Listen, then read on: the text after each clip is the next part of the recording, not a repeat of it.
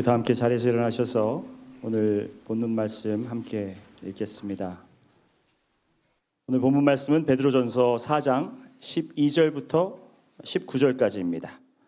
베드로전서 4장 12절부터 19절까지 우리 다 함께 교독하시겠습니다. 제가 한 절 읽고 여러분들이 한 절 읽고 하겠습니다. 사랑하는 자들아, 너희를 연단하려고 오는 불시험을 이상한 일 당하는 것 같이 이상히 여기지 말고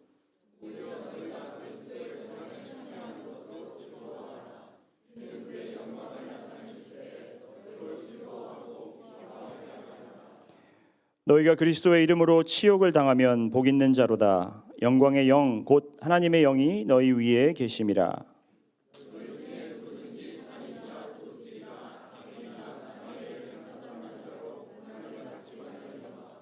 만일 그리스도인으로 고난을 받으면 부끄러워하지 말고 도리어 그 이름으로 하나님께 영광을 돌리라.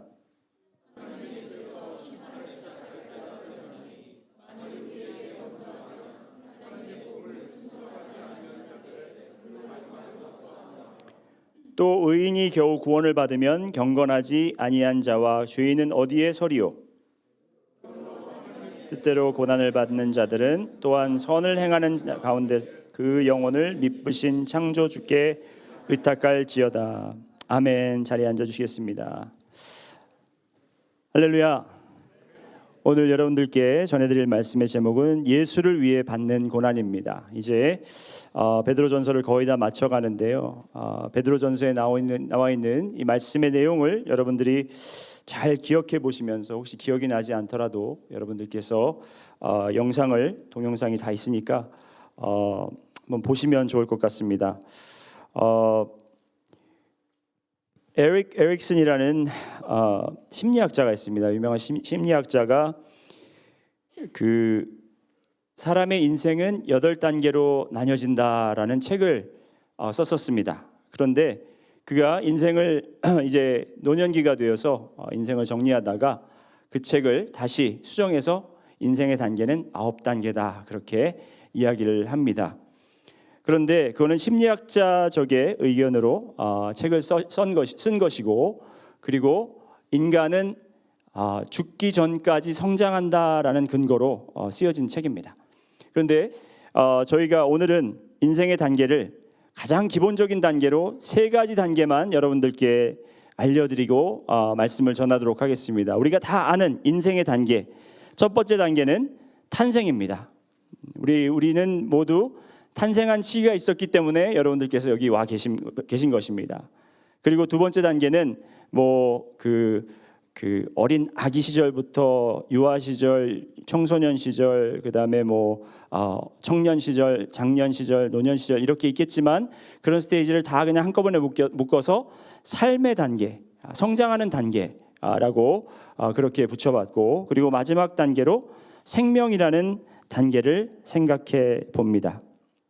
이 3가지는 믿는 자나 믿지 않는 자나 누구나 다 동의할 수 있습니다. 누구나 탄생을 하고 탄생해서 바로 이게 좀 좋지 않은 이유로 탄생해서 바로 죽음을 맛보더라도 그 어머니의 뱃속에서 잉태할 때부터 그 사람의 삶은 시작된 것이고 그 사람은 성장한 것입니다.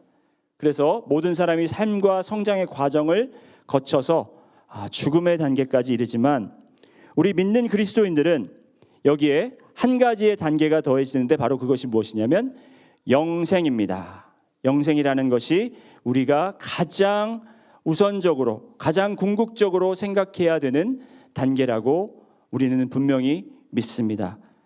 여기 지금 오늘 예배에 참석하신 우리 신시내티 능력 침례교회 성도님들께서는 이 영생을 소망하십니까? 영생에 대해서 믿으십니까?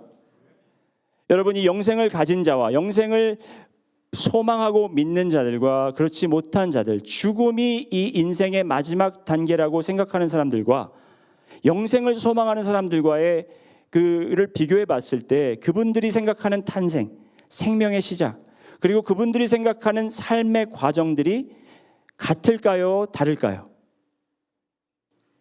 다르죠. 어렵게 생각하실 필요 없어요. 그 어려운 질문이 아니었는데 여러분이 괜히 제가 어렵게 질문하나 보다, 너무나 당연한 걸 물어보니까 그러신 것 같은데 당황하신 것 같은데 그런 게 아니라 우리는 영생을 소망하기 때문에 영생으로 모든 것을 바라보기 때문에 여러분 우리는 탄생에 대해서도 생명의 시작부터가 다른 것이죠. 우리의 생명의 시작은 언제입니까? 창세 전부터입니다.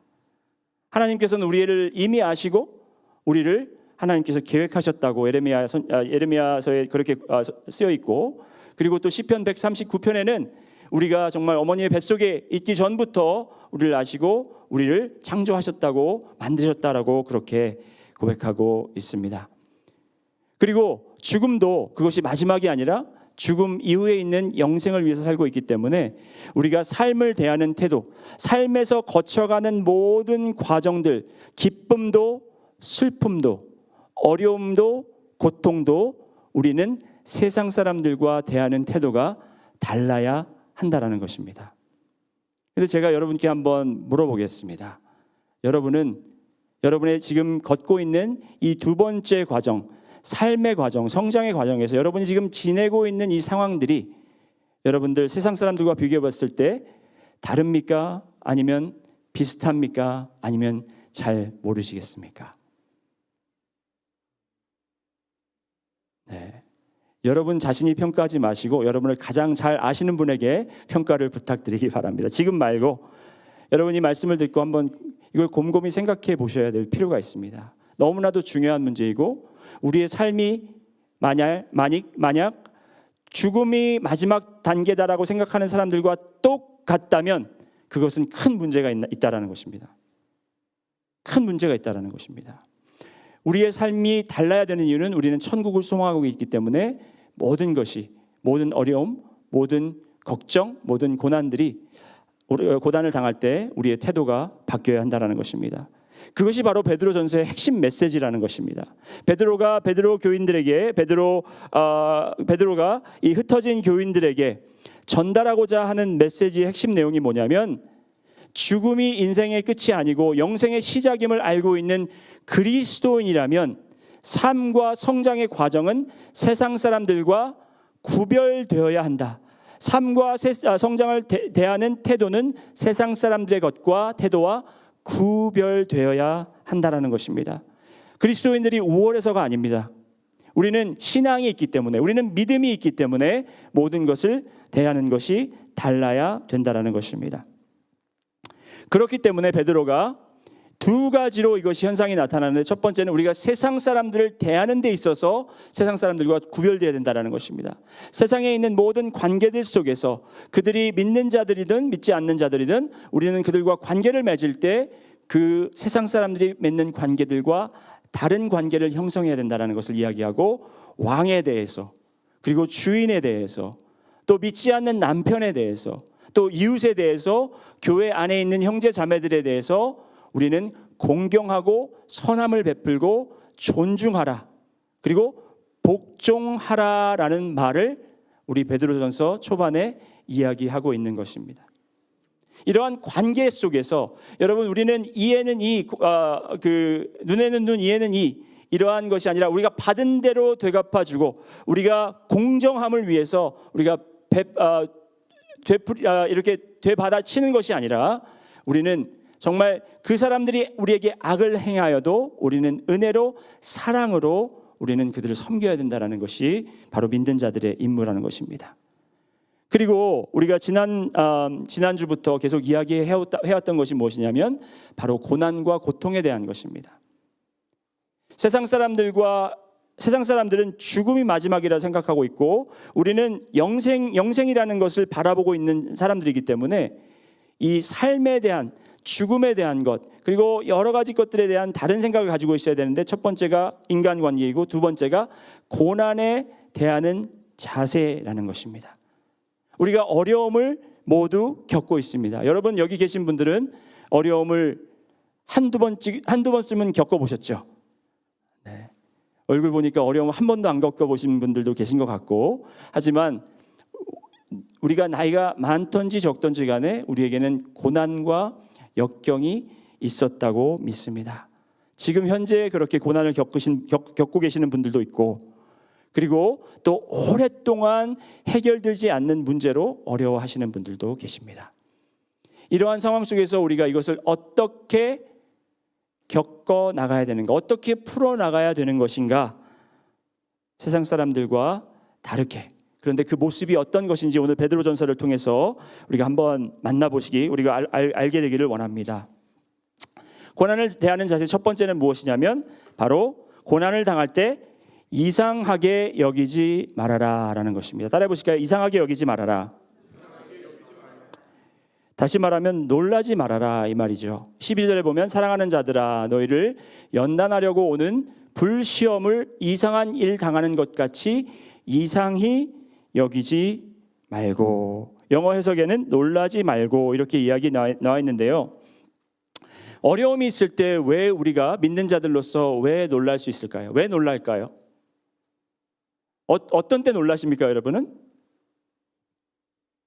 우리가 이렇게 생각하지 않고 기대하고 있지 않을 때 어떤 상황 속에서, 그렇죠? 우리가 기대하지 않은 상황이 우리를 갑자기 찾아오게 될 때 우리는 깜짝 놀랄 때가 있죠.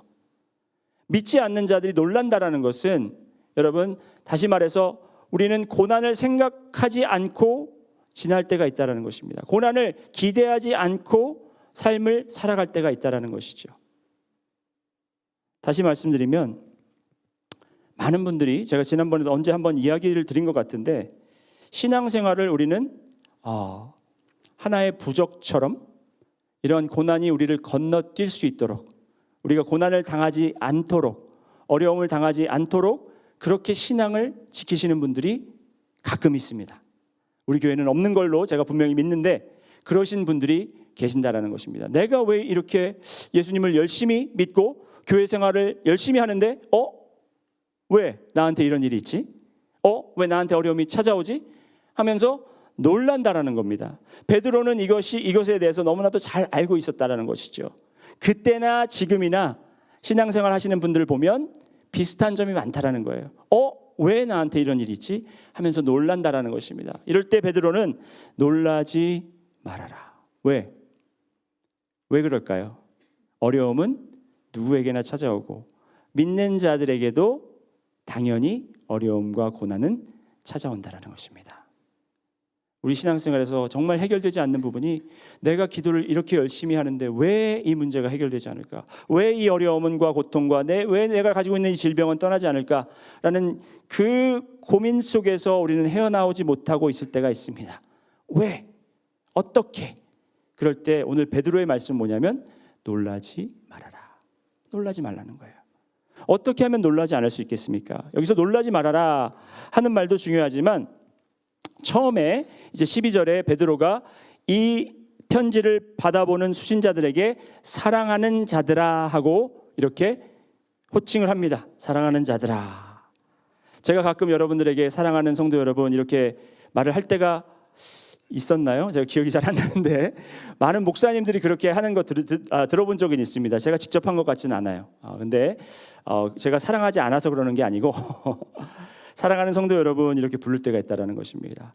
그렇게 목자의 마음으로 그냥 딱히 부를 호칭이 없으니까 사랑하는 자들아 하고 그렇게 습관적으로 이렇게 썼을까요?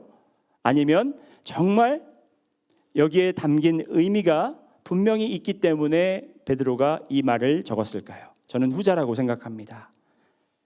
이 사랑하는 자들아 이 말의 표현은 영어로는 beloved, 따라해 보실까요? beloved. 네, beloved라는 이 말이 베드로나 이 유대 백성들에게 아주 친밀한 단어였습니다. 언제 이 말씀이 많이 사용됐냐면 아가서에서 한 왕이, 그렇죠? 한 왕이 솔로몬 왕이라고도 하고 다른 왕이라고도 하지만 이 왕이 이 슐람인가요? 한국말로 슐라마이트. 이 슐라마이트 여인에게 그를 부를 때 나의 어여쁜 자야, 나의 사랑하는 자여 하고 그렇게 부릅니다. 나의 사랑하는 자여. 이 말은 뭐냐면 정말 그 마음을 다 담아서, 나의 모든 정신을 다 담아서 그를 사랑한다라는 그 말을 지금 전달하고 있는 것입니다. 내가 모든 사랑으로 너를 사랑하고 내가 나에 있는 모든 힘을 가지고 너를 사랑한다. 너는 나의 사랑을 받고 있는 자다라고 그렇게 이야기하는 것입니다. 이 슐라마이 여인은 정말 왕의 사랑을 받을 자격이 없는 사람이었지만 왕에게 그러한 사랑을 받는 것입니다. 이것이 하나님과 우리 이스라엘 백성 아니면 또 우리 교회와의 관계로 많이 표현이 되죠. 또 이 사랑하는 자라는 표현이, beloved라는 표현이 어디서 나오냐면 예수님께서 침례 요한에게 침례를 받으실 때 하늘이 열리고 아버지 하나님의 음성이 들리시면서 이는 나의 사랑하는 아들이니, He is my beloved son, 나의 사랑하는 아들이다 할 때 beloved라는 단어가 사용됐다는 것입니다. 다시 말씀드리면 베드로가 사랑하는 자들아 했을 때 베드로가 그들을 사랑한다고 고백하는 게 아니에요. 저도 여러분에게 이제 자주 사랑하는 성도 여러분 그럴 거예요. 그럴 때 괜히 마음 설레지 마세요. 제가 여러분을 사랑한다고 고백하는 게 아니고, 물론 사랑하지만 여러분, 제 사랑보다 더 깊고 더 크고 더 놀라운 사랑이 누구의 사랑일까요? 하나님의 사랑이라는 거예요. 저에게 사랑받는 성도 여러분인 것보다도 하나님께 사랑받은 성도님들, 하나님의 beloved가 되신 여러분들을 축복합니다. 자, 여러분 옆에 분들 보시면서 beloved 한번 불러보세요. beloved. 사랑받는 자입니다. 누구에게? 하나님에게. 성도들이, 그리스도인들이 어려움을 당했을 때 놀라는 이유가 있어요. 하나님이 나를 사랑하시는데 왜 나에게 이런 역경을 주실까? 제가 아들이 셋이 있는데 이제 제가 2주에 한 번씩 봅니다. 2주에 한 번씩 이제 만나러 가는데, 만나도 제가 화요일 날 이제 도착하면 저녁 시간이고, 그래서 저녁에는 뭐 시간을 많이 못 보내고 수요일 날 하루 종일 뭐 볼까 말까 하고, 그다음에 이제 목요일 날 아침에 다시 신시내티로 와야 되는 그런 스케줄로 지금 저희 가족이 그렇게 지내고 있습니다. 그러다 보니까 아이들과 보내는 시간이 아내와 보내는 시간이 너무 귀하잖아요. 그래서 저는 그 시간을 정말 맥시마이즈해서, 그래서 가끔 여러분이 수요일 날 저한테 전화하시거나 카톡 메시지 보내시면 제가 답장을 안 해요. 할 수가 없어요. 제가 전화만 탁 들면 아이들이 뭐 해요? What are you doing? You're only here for one day. Are you gonna bring work here? 그런 식으로 막 얘기하기 때문에 제가 못 해요. 그래서 아이들과 시간을 보내면서 정말 사랑을 이렇게 주고 하는데, 그래도 2주에 한 번씩 보니까 아이들이 습관이 좀 나쁜 습관이 들거나 그럴 때가 있잖아요. 그럼 제가 참다 사랑하고 인내하고 막 참아주려고 하다가 갑자기 그냥 그걸 못 참고 욱 할 때가 있습니다. 그리고 제 막내 같은 경우는 요즘에 좀 나쁜 버릇이 많이 들어서 제가 가끔 스팽킹을 할 때가 있어요. 제가 이게 스팽킹을 하면 얘가 눈이, 가뜩이나 큰 아이가 그냥 눈이 휘둥그레지면서 저를 이렇게 쳐다보는데 어떤 표정으로 바라보냐? How dare you? 어떻게 감히 나를 때릴 수가 있느냐? 아빠라는 사람이 이제 2주 동안 코빼기 하나 보이지도 않다가 코빼기도 보이지 않다가 이렇게 와가지고 하루밖에 없는 시간에 나를 때려? 하면서 감히, 이런 표정으로 쳐다보는 거예요. 깜짝 놀라서. 제가 이 말씀을 왜 드리냐면, 하나님께서 우리에게 고난을 허락하실 때 우리가 그렇게 하나님을 바라보면서 감히 하나님 나를 사랑한다면서요. 제가 이렇게 열심히 신앙생활 했는데 어떻게 저를 스팽킹 하실 수 있습니까? 그런 마음으로 하나님을 바라본다라는 거죠. 베드로는 그러한 입장으로 지금 놀라지 말아라. 하나님께서 지금 너를 벌하는 것이 아니고, 하나님께서 너를 미워하는 것이 아니고, 하나님이 너가 뭐 잘못했다고 책망하시는 것이 아니라 하나님의 사랑은 변함이 없다. 우리가 어려움을 당할 때 우리가 놀라지 않고 하나님 말씀 중심에, 하나님의 사랑 중심에 서서 우리가 하나님의 사랑을 근거로 변하지 않고 흔들리지 않는 그러한 신앙이 여러분께 있기를 축원합니다. 네. 우리는 그렇게 놀라지 않고 하나님의 사랑을 인정해야 되는 것입니다. 두 번째는 우리가 고난을 대할 때 우리는 즐거워해야 됩니다. 따라해 보실까요? 즐거워하라. 13절 말씀해 보시면, 오히려 너희가 그리스도의 고난에 참여하는 것으로 즐거워하라. 이는 그의 영광을 나타내실 때에 너희로 즐거워하고 기뻐하게 하려 함이라. 고난이 있을 때 즐거워하라 하는 말은 여러분, 슬픔을 억제하라라는 말이 아닙니다. 저는 어떤 분이 이렇게 강대상에서 가리키는 것을 들었습니다. 저희 아버지도 아니고 제가 섬겼던 목사님도 아니지만 어떤 강사님, 붕사 박사님이 오셔서 이런 말씀 전달한 것을 제가 들었던 적이 있어요. 어떤 말씀을 하셨냐면, 그리스도인들은 장례식 가서 눈물을 보이면 안 된다. 슬퍼하면 안 된다. 장례식에서도 우리는 기뻐해야 된다. 여러분, 그 말씀이 맞는 말일까요? 틀리는 말일까요? 틀리는 말이죠. 네. half true, 반 진리예요. 여러분, 근데 반진리는 진리입니까? 아닙니까? 아니에요. 반진리는 진리가 아니에요. 99%의 진리도 진리가 아니에요. 진리는 100% 진리가 되어야 됩니다. 그게 왜 반진리냐? 여러분, 우리는 슬픔을 기쁨으로 이겨내야 되는 건 사실입니다. 하지만 성경 어디에도 슬픔을 억제해라, 슬퍼도 참아라, 그런 말이 없어요. 우리가 슬플 때는 슬퍼야 되고, 억울함을 느낄 때는 호소해야 되고, 그리고 고통이 있을 때는 곧 아프다고 소리를 질러야 돼요. 그것을 가장 잘한 사람이 다윗이에요. 그래서 시편을 우리가 묵상할 때 대리만족을 많이 느끼는 거예요. 시편을 읽으면서 어떻게 하나님께 저렇게 적나라하게 저렇게 고백할 수 있을까? 나도 저랬으면 좋겠다. 정말 원수를 막 갚아주시고 이렇게 얘기하잖아요. 그렇죠? 화를 막 쏘라 그러고, 그죠?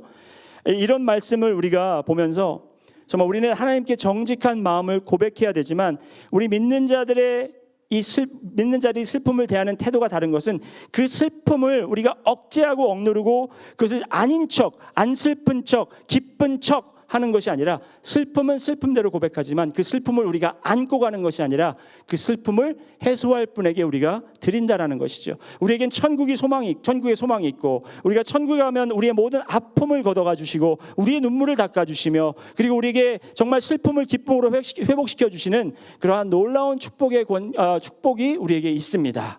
그렇기 때문에 우리는 그 슬픔을 이겨낼 수 있고 견뎌낼 수 있는 힘이 있다라는 것입니다. 오늘 말씀을 보시면 오늘 말씀을 보시기 전에 고린도후서 4장 8절부터 10절 말씀을 보시면, 우리가 사방으로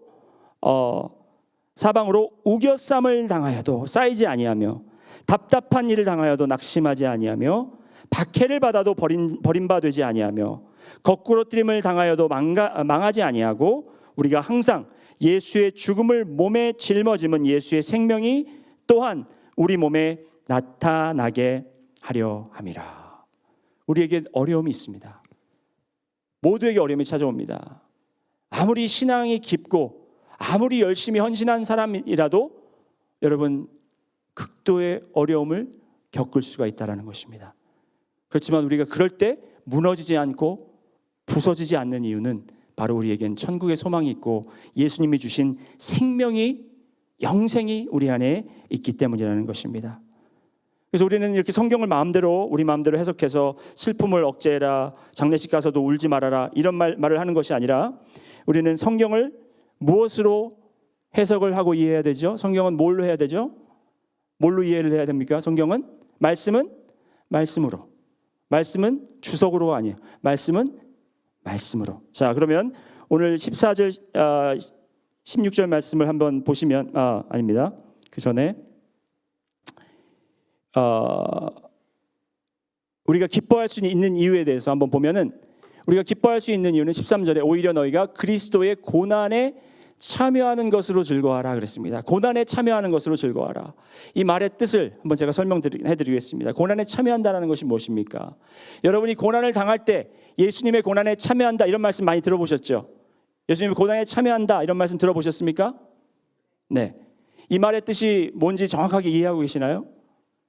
고난에 참여한다는 것은 내가 지금 고통받기 때문에 예수님이 고통받은 것을 지금 나누고 있다, 아니면 예수님이 당한 고통을 이해하고 있다, 이 말씀이 아니라, 이 말씀의 정확한 뜻은 뭐냐면, 해석은 뭐냐면, 예수님께서 당하신 고난으로 인해서 그 득을 얻는 자가 바로, 수혜자가 바로 나라는 것입니다. 그것의 복을 beneficiary라고 그러죠. 그것의 복의 득을 받는 자가 바로 나라는 것입니다. 예수님의 고난을 통해서 이득을 얻는 자가 바로 나라는 것입니다. 우리가 고난을 받을 때, 여러분께서 어려움을 겪을 때, 내가 왜 이렇게 힘들까 할 때, 여러분, 내가 힘든 것만 생각하지 마시고 예수님께서 당하신 고난을 한번 생각해 보시기 바랍니다. 예수님께서 죄도 없으시고 흠도 없으신 분께서 그렇게 고난을 받으신 이유는 바로 여러분께 생명을 주시고 여러분께 정말 이 아픈 것을 모두 씻겨주시는 그러한 놀라운 축복을 주시기 위해서 예수님께서 고난을 받으셨다는 것입니다.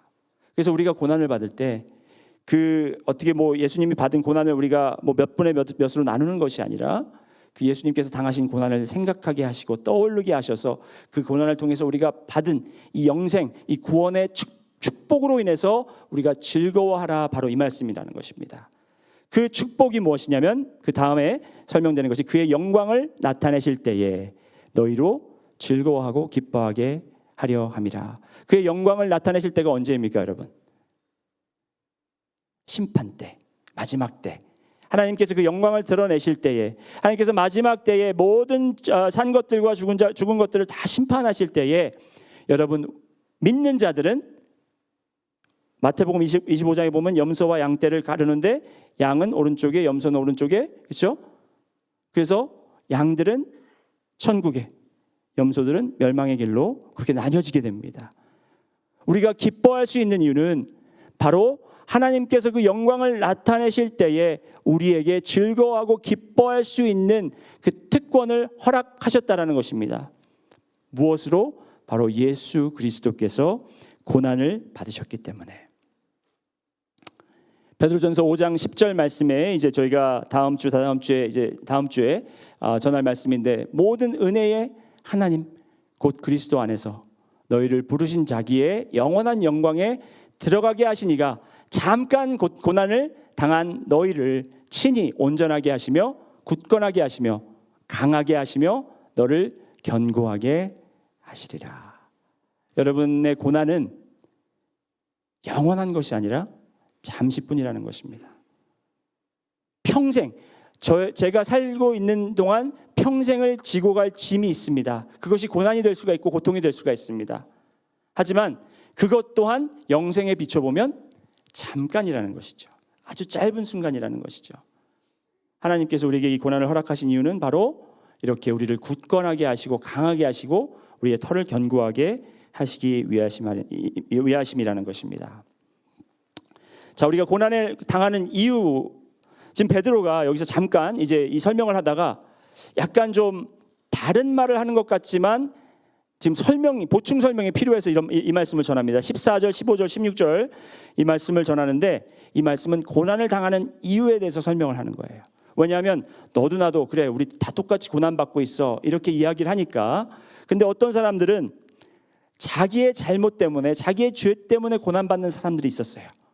이런 사람들까지 다 포함해서 지금 말씀을 전하는 게 아니라는 것입니다. 그래서 나의 악함 때문에 받는 고난이 있는데, 보세요. 여기 15절 보시면 너희 중에 누구든지 살인이나 도둑질이나 악행이나, 이렇게 세 가지가 나옵니다. 살인이나 도둑질이나 악행이나. 제가 한번 보니까 여기에 살인, 도둑질, 악행하시는 분들은 안 계신 것 같은데, 그 다음에 한번 보세요. 남의 일에 뭘 하는 자? 간섭하는 자. 여기 몇 분 계신 것 같아요. 재밌죠? 살인과 도둑질이나 악행을 남의 일에 간섭하는 자하고 함께 묶어서 지금 이야기를 하고 있습니다. 악행에 대해서 이야기를 하는데, 여러분 중에 나 그 사람 때문에 미치겠어, 나 죽겠어, 막 이런 더 늙어, 막 이런 사람들 계시죠? 이런 분들은 바로 남의 일을 간섭하는 자라는 거예요. 지금 여러분의 신앙생활 지키기도 어려운데 남의 신앙생활까지 간섭하고, 남이 뭐 방학 동안 어디 가고, 뭐 남이 뭐 어떻게 하는 것까지 지금 일일이 간섭하시는 분들. 근데 이걸 좀 잘 알아들으셔야 돼요. 관심을 갖는 것과 간섭하는 것과의 차이가 있습니다. 근데 이 간섭하는 것에 대해서 베드로가 분명히 이렇게 꼬집어서 이야기하는 이유가 있습니다. 이것 때문에 왜 우리가 고난을 받는다라는 거죠. 남 때문에 내가 고난을 받을 때가 있다라는 거예요. 이러한 고난은 하지 말아라. 이러한 고난은 좀 제외해두고 어떤 고난을 이야기하는가? 그리스도의 이름 때문에 받는 고난을 이야기합니다. 그리스도의 이름 때문에, 그리고 그리스도인이란 이름을 가졌기 때문에 갖는 어려움을 이야기하는데, 14절 말씀 보시면 너희가 그리스도의 이름으로 치욕을 당하면 복 있는 자로다. 여러분, 그리스도의 이름으로 여러분께서 치욕을 당하신 적이 있으십니까? 우리의 상황이 그렇지는 않습니다. 그렇죠? 그런데 16절 보시면 만일 그리스도인으로 고난을 받으면 뭐 하지 말라고요? 부끄러워하지 말고. 자, 얼마 전에 저희 그 영어권 목사님들끼리 같이 모여서 저희가 이제 북클럽이 있어가지고 같이 이제 읽은 거 쉐어링하고, 그 시간이 남아서 저희가 이제 대화를 하다가 어떤 한 목사님이 이렇게 이야기하더라고요. 목사님들에게 한번 여쭤보는데, 저도 지금 교회에서 이런 질문이 나와서 어떻게 대답할지 한번 고민스러워서 목사님들의 의견을 구합니다 하면서 이야기하는데, 교인 중에 직장에서 이제 그 동성연애 퍼레이드를 하기 때문에 모든 회사원들이 그 게이 서포트하는 그 배지를 이렇게 차야 된다고, 그거를 이제 꼭 차야 된다라는 명령을 받았대요. 그래서 그거를 차야 되느냐 말아야 되느냐 이거를 담임 목사님한테 이야기를 해서 그 목사님이 이것이 고민이 돼서 저희 다른 목사님들하고 의견을 한번 대화를 해보자 이렇게 한 거예요. 그 결과 어떠한 대화 내용이 있었는지 말씀을 드리려고 하는 것이 아니라 지금 많은 회사들, 많은 학교들에서 이러한 일들이 자주 그리고 더 많이 생겨나가고 있다는 것입니다.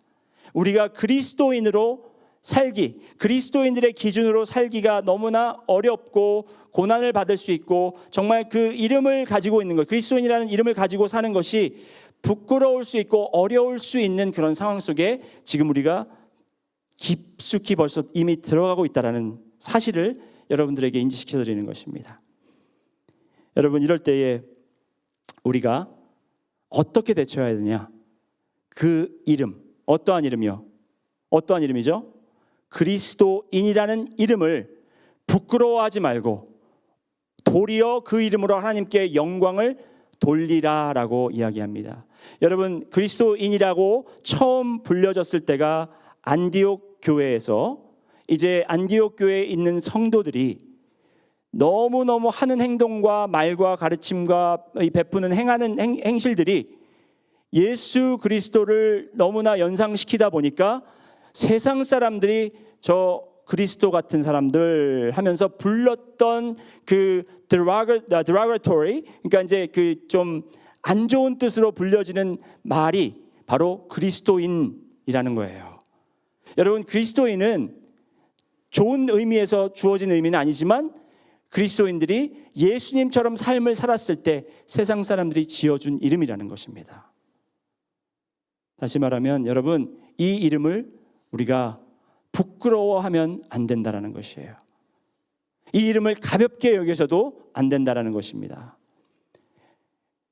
초대교회 때는 예수님의 제자가 먼저 되어서 그리스도인이라는 그 이름을 받을 때는 세상 사람들은 좀 안 좋은 뜻으로 얘기했지만 그리스도인이라고 부름을 받을 때는 나도 이제 그 레벨에 올라왔구나. 근데 지금 교회는 어떻게 되어 있습니까? 거꾸로 돼서 교회만 나오면 그리스도인이라고 하고 그 다음에 제자 훈련 과정을 거쳐서 뭐 수료증을 받으면 제자라고 해서 제자가 등급이 더 높은 것처럼 이야기를 합니다.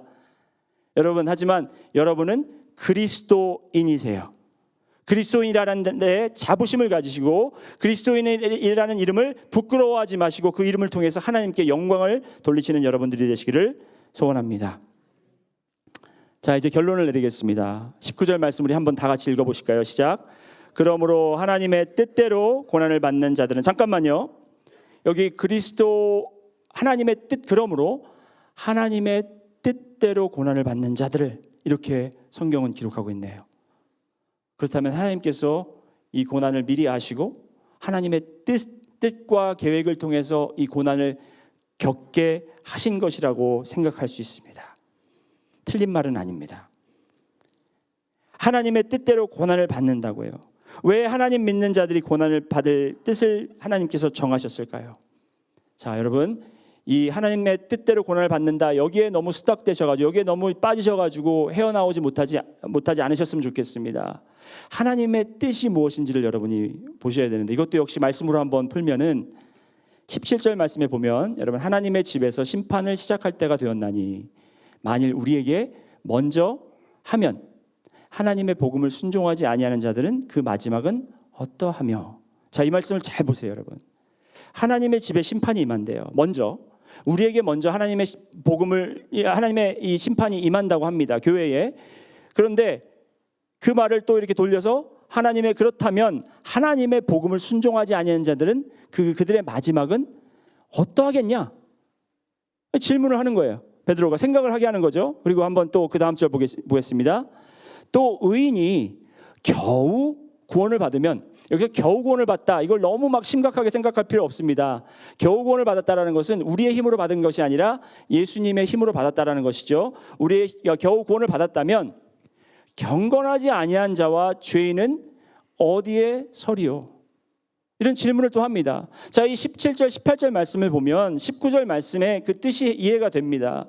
하나님의 뜻과 계획은 뭐냐면 여러분, 우리를 고난에, 하나님의 뜻대로 우리를 고난에 걷게 하시고 고난 중에 거하게 하시는 이유가 뭐냐면 아직도 구원받지 못한 자들이 있다라는 거예요. 아직도 복음에 순종하지 않는 자들이 있고 아직도 경건하지 않고 아직도 죄인들이 있다라는 것입니다. 우리는 잠시 이 고통을 겪고 여기에서 아프다, 고통스럽다 이렇게 이야기하고 있지만 이 믿지 않는 자들, 복음을 모르는 자들은 평생, 영생 동안 죽지 않고 매일 죽으면서 이 고통을 겪어야 된다는 것입니다. 그 고통이 얼마나 심할지를 생각해 보라는 거죠. 아직 믿지 않는 자들은 우리는 지금 잠깐만 이렇게 지나서 끝나고 이제 천국에 가서 모든 눈물이 씻기고 모든 아픔이 걷어지고 모든 것이 회복되고 우리가 즐거움 안에 거할 수 있지만 그들은 영원히 고통 속에서 빠져나오지 못한다는 거예요. 그의 심각함을 하나님께서 알려야 되는데 그것을 누구에게 알리게 부탁하시느냐, 책임을 물으시느냐, 바로 여러분에게, 바로 교회에게 그 임무를 맡기신다는 것입니다. 그렇기 때문에 하나님이 믿는 자들에게도 고난을 허락하시고 또 믿기 때문에 그리스도의 이름으로 더욱더 핍박받고 더욱더 어려움을 걷게 하신다는 것입니다. 베드로가 호소하는 게 있어요. 이 말씀을 통해서 베드로가 호소하는 것은 우리의 고난이 심하다고 느낀다면 하나님을 알지 못하는 자들의 영원한 고통을 얼마나 심할지를 여러분이 알고 지금 내가 발 뻗고 편하게 신앙생활하는 그것으로 만족하는 것이 아니라 아직도 주님의 복음을 알지 못하고 듣지 못한 사람들, 그리고 아직도 주님의 복음 안에 들어오지 못한 사람들, 그 사람들에게 우리가 하나님의 거룩하시고 선하심을 선포하라는 것입니다. 다시 한번 19절 말씀 보시면 그러므로 하나님의 뜻대로 고난을 받은 자들은 또한 뭘 행한다고 그랬죠? 선을 행하는 가운데 그 영혼을 미쁘신 창조주께 의탁할지어다. 다시 말하면 우리의 지금 어려움과 고난은 하나님께, 우리를 창조하신 하나님, 미쁘신 하나님, 좋으신 하나님, 선하신 하나님께 그냥 다 맡기시는 거예요. 이게 해결되지 않았다고 해서 우리가 그걸 붙잡고 안고 간다고 해서 해결되는 것이 아니라 그걸 하나님께 일단 맡기고 우리의 책임인 선한 일을 이 세상에 행하는 것입니다. 이 말씀이 여러분 우리가 2절 12절에서도 2장 12절에서도 먼저 봤죠. 한번 같이 읽어보실까요? 시작.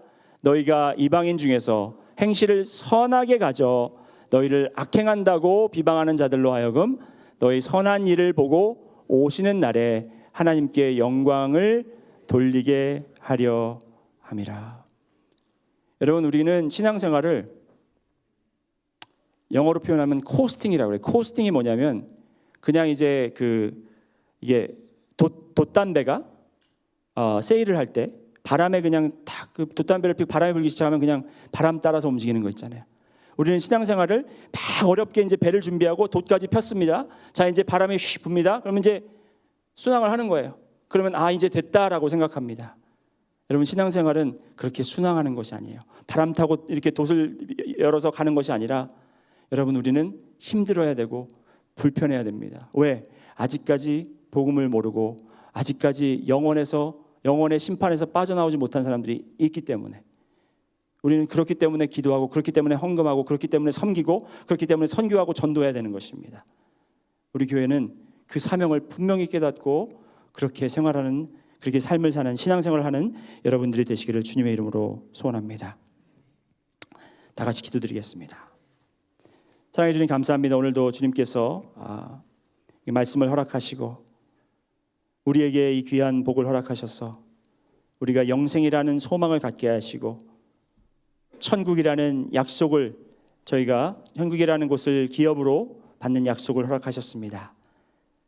주님, 그러나 이 땅에서 저희가 아직도 생명을 이어가며 연장해가며 살아가는 이유를 우리가 베드로전서를 통해서 분명히 깨닫기를 원합니다.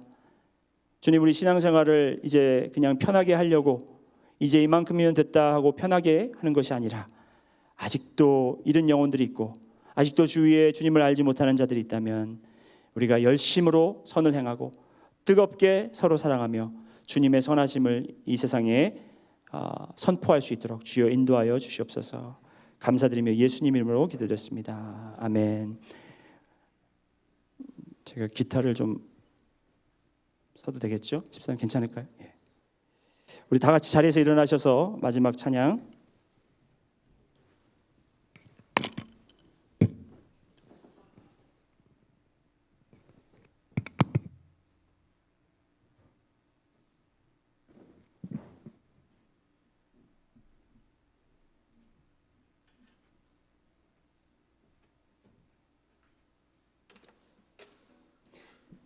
잘 모르시는 찬양일 것 같아서 나오나요? 예, 전주 주시고요. 의지했던 모든 것 변해가고 억울한 마음 커져가네. 우리 찬양 드리겠습니다.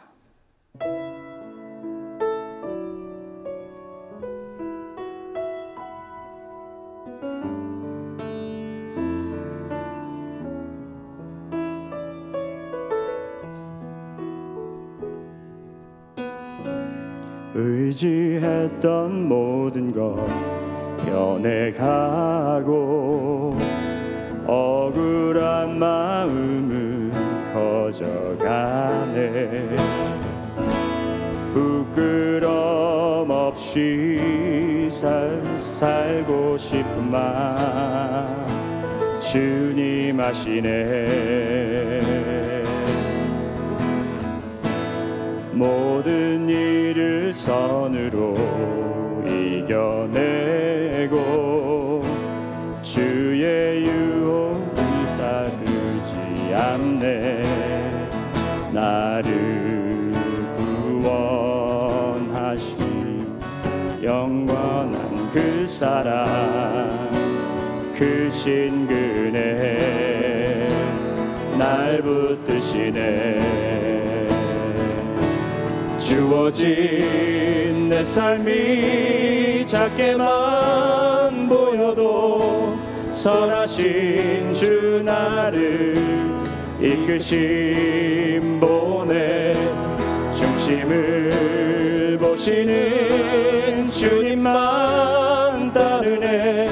날 택하신 주만 의지해. 상황에 무너질지라도 예수 능력이 나를 붙드네. 보이지 않아도 주님만 따르네. 내 평생 주님을 노래하리라. 우리 다시 한번 해볼까요? 의지했던 모든 것 변해가고 억울한 마음은 커져가네. 부끄럼 없이 살고 싶은 마음 주님 아시네. 모든 일을 선으로 이겨내고 죄의 유혹을 따르지 않네. 나를 구원하신 영원한 그 사랑 크신 그네 날 붙드시네. 주어진 내 삶이 작게만 보여도 선하신 주 나를 이끄심 보내. 중심을 보시는 주님만 따르네. 날 택하신 주만 의지해. 상황에 무너질지라도 예수 능력이 나를 붙드네. 보이지 않아도 주님만 따르네. 내 평생 주님을 노래하리라. 주어진 내 삶이 작게만 보여도 선하신 주 나를 이끄심 보내. 중심을 보시는 주님만 따르네. 날 택하신 주만 의지해. 보이는 상황에 무너질지라도